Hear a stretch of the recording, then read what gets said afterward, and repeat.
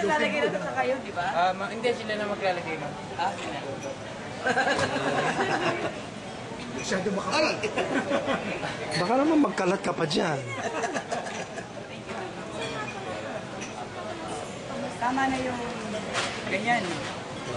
Tonton Kayo na mo lang kumuha sa inyo. sa iba. Hindi lahat lagyan mo. Sarili sa katahimik eh. Dagdagan mo sa mga anak mo, kala ko na sarili. Nung panahon na namin sa mga restaurant, wala sila sila pala meron. Pero yan, hindi yun.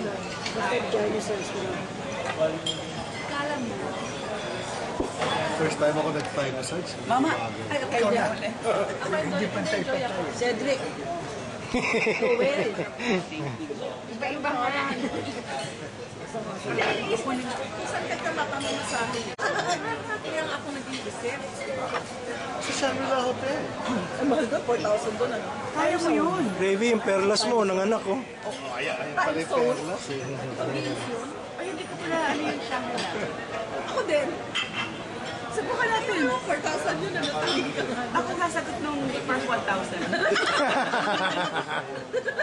Di ba yun yung may lava-lava stone pa? Ay, maganda yun. Kuha na kayo bago manigas. Taho with golden tapioca Di ba balls. yung dati yung chismis sa sa taho?